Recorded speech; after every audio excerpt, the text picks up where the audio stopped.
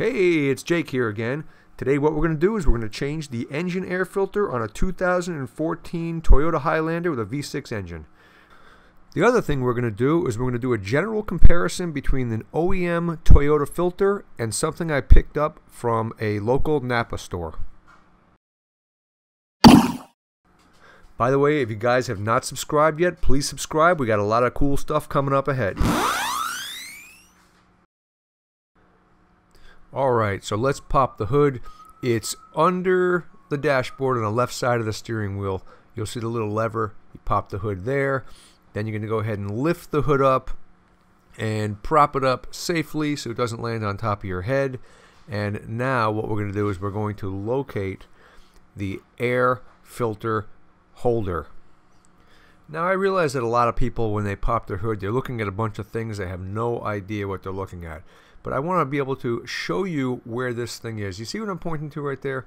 That's the whole air intake system. That box right there that I'm focusing in on is the air intake, and you're going to find the air filter inside there. You see those two clips right there?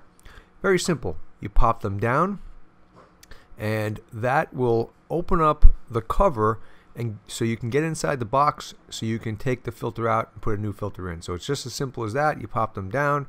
The only thing you really need to worry about here is making sure you don't knock off any hoses or lines or plugs, because if you do that, you're going to end up throwing a check engine light and you're going to go crazy trying to figure out what happened, and you might have to bring it to a shop for that. But don't worry. Once you get the lid popped up, you'll notice on the other side there's a couple of tabs. Make sure those tabs pull out and up, and that way you'll be able to expose the filter, and you'll be able to pull the filter out easily. So hold the cover up, and you're going to take the filter just like that and pull it out. It's really that easy. There we go. And remember, be careful you don't knock off any of those vacuum lines. Alright, see that? 62,271 miles. That's how many miles are on this original Toyota air filter.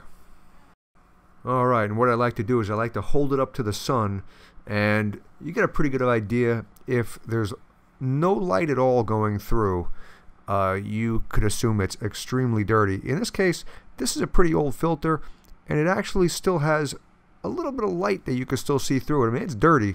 If you pull those pleats apart, you could see a pretty good amount of dirt. That's the actual OEM part number, which is 17801-OPO51. It's at least $5 to $10 cheaper than going into a Toyota parts department, but you'll have to click the link I put in the description, which will take you right to the place to get it. Okay, so let's get back to the air box here where the filter goes. I always take a look inside to see if there's any dirt or sand. If I see anything in there, I usually take my little dust vac out and try to suck out some of the dirt. Sometimes there's some leaves in there or some debris. It's a good idea to get that stuff out, because that stuff, well, it shouldn't be in there, and it could potentially get past your filter. Okay, so this is the filter that I picked up at a local parts store, Napa Auto Parts, and this is the Parts Master 69430 engine air filter for this Toyota Highlander. And part of this video is not just showing you how to remove, check, and replace your filter, but also this video, the purpose of this video also is to compare the OEM filter with this filter that I picked up from Napa Auto Parts. As you can see, it's a brand new filter, and this thing cost me about, I think it cost me about 13 or 14 bucks. But the first thing I noticed when I took it out of the package was the size of the filter element. Now, of course, it fits in perfectly, but look at the difference in thickness there. The Toyota part is practically double the thickness of this aftermarket filter. And by the way, the guy at the auto parts store told me that this part was actually made by Wix, which I know a lot of people think is a good brand, but take a look at that. You know, if you were to take that filter and open it up and spread those pleats out on both of those filters, I wouldn't be surprised if the Toyota filter covered twice the amount of real estate that the aftermarket filter would handle. And that's really what it covers. That's really what it's about. how much surface area is going to stop the particles from coming through. Alright, so let's get putting this new filter in my engine. I'm not happy about it, but hey, as long as I have it, I'll put it in for probably maybe 15,000 miles before I change it. Probably still going to be better than what came out, since the old one was so old and dirty. So, alright, so let's put that in.